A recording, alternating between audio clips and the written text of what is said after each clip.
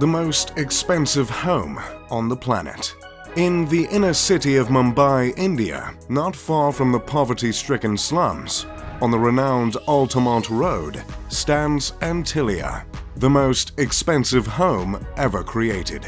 This home ascends 27 stories, stretching 568 feet high, granting the massive structure with prime views of the Arabian Sea.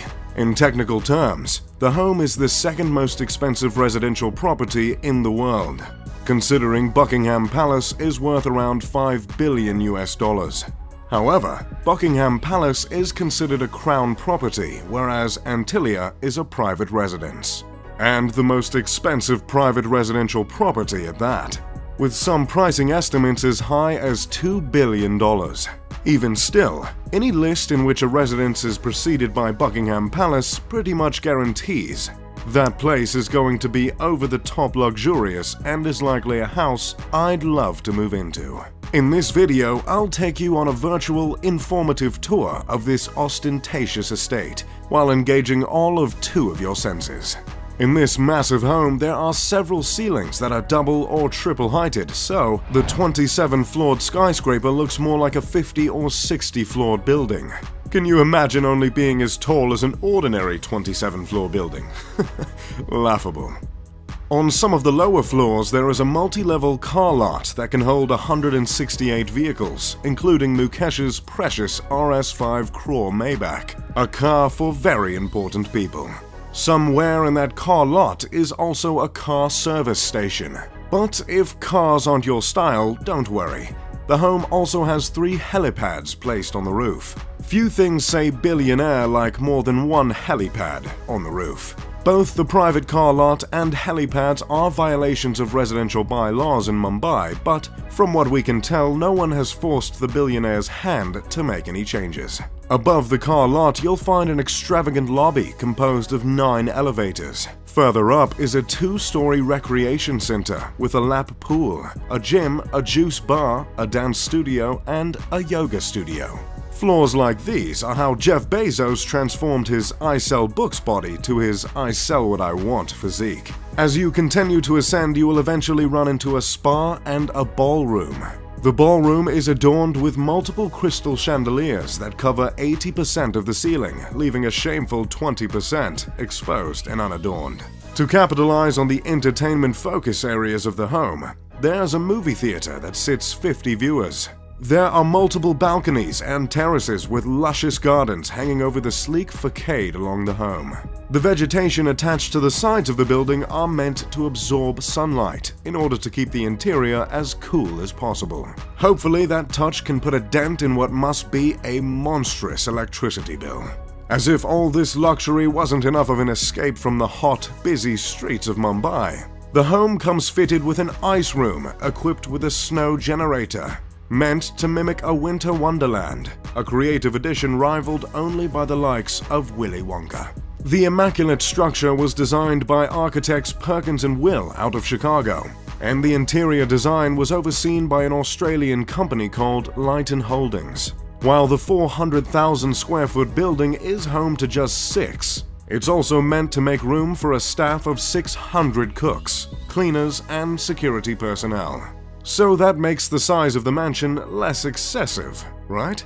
I double-checked that stat, by the way, and I can confirm 100 staff per family member. The building is named after a legendary island, also called the Isle of the Seven Cities. The tale of this island originates from an old Liberian legend in which bishops fleeing from the Muslim conquest of Hispania escaped to an island and created 7 settlements there.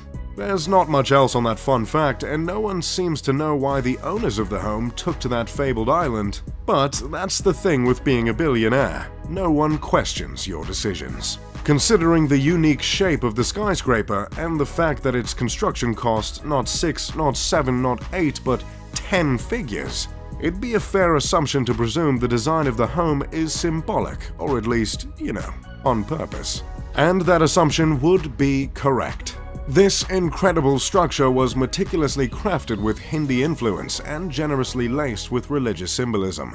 Within the 27 stories, there are 6 sections of the home that are meant to reflect earth, water, fire, air, sound, and light. These elements were placed from bottom to top as to mimic not Nickelodeon's Avatar: The Last Airbender, but the ascension to enlightenment.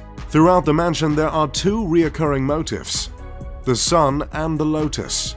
These symbols are meant to represent rebirth. The materials used to stand for these themes include marble, crystal, and none other than mother of pearl. There is a temple in the home in which the family of 6 goes to pray regularly.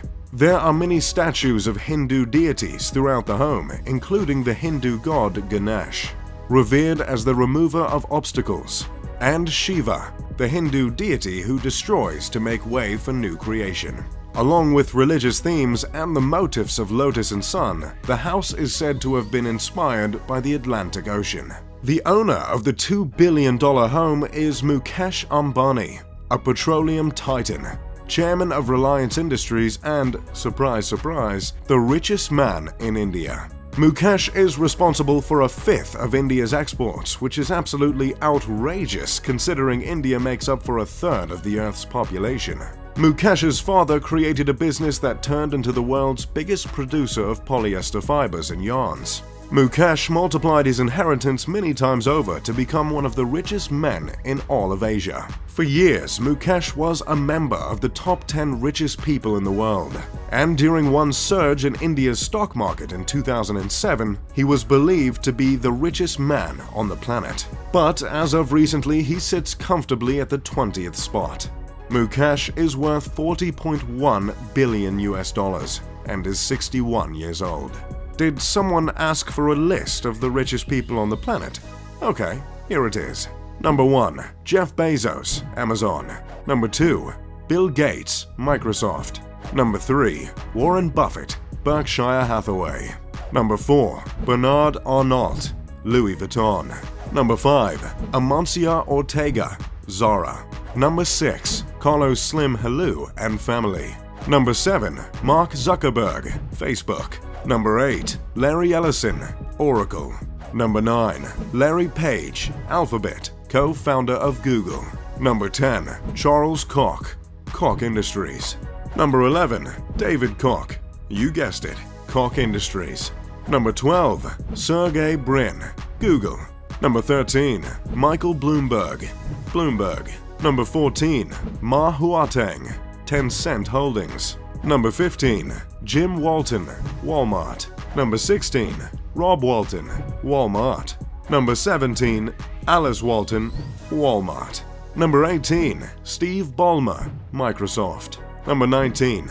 François Bettencourt Myers and family, L'Oreal. Number 20. And our guy, Mukesh Ambani. We just love lists here at Mr. Luxury. As you might have noticed from the list, Mukesh is one of only 2 individuals from Asia to earn a spot on the list. Mumbai is the commercial capital of India and is also called the city that never sleeps because I guess they didn't know that slogan was already taken. This city is also home to the entertainment industry in India, so it's commonly known as Bollywood, yet another thing they ripped from the United States. While the city is home to the world's most expensive house, it's unfortunately also home to the world's largest slum. The popular film Slumdog Millionaire was set in Mumbai. The public reception of the house's creation has been harsh at best. I believe offending neighbors comes standard when you're creating a home worth over $1 billion, but there is certainly warrant for any offense taken in this particular case, I must admit. While the house was built on the richest stripe of land in the city, it's hard to not notice the contrast in a city like Mumbai, with such depths of poverty just blocks away. Gyan Prakash told the New York Times in 2010 that the home is in a way reflective of how the rich are turning their faces away from the city. In Mumbai, 40% of children under the age of 5 are underweight. The gap between the rich and the poor is as stark and vast here as any other place in the world. Still, there are some that bring up the charitable acts of the Ambani family, which include the creation of a hospital, when discussing the moral responsibilities of the family, not to mention numbers of the philanthropic ventures, specifically by Nita Ambani, Mukesh's wife. Which is great and all, but no one is going to ignore the gargantuan mansion towering over the city, or any of Mukesh's indulgences other than the mansion. Years before the creation of Antilia, Mukesh bought his wife an Airbus for her birthday for $60 million. He had the passenger jumbo jet refitted with a living room, a bedroom, satellite TV, a sky bar, and a spa. Unlike most families worth billions, the Ambani family owns just the one home as opposed to the expected several around the globe. Initially, the family shared a house with Mukesh's mother and brothers. But after Mukesh's father passed away of a stroke, he decided to break the bank on the 400,000 square foot home. The children of Mukesh and Neeta all studied at universities in the States. Isha, the eldest daughter, recently graduated from Yale. Her twin brother, Akash, and younger brother, Anat, both graduated from Brown University. Not that I'm in any position to judge Mukesh as a father, but it's nice to see he raised 3 Ivy Leaguers. That's pretty much all I've got on Antilia and the Ambani family. As always, I'm Mr. Luxury. If you enjoyed the video, make sure to leave a like and subscribe. Pip pip de doodly doo.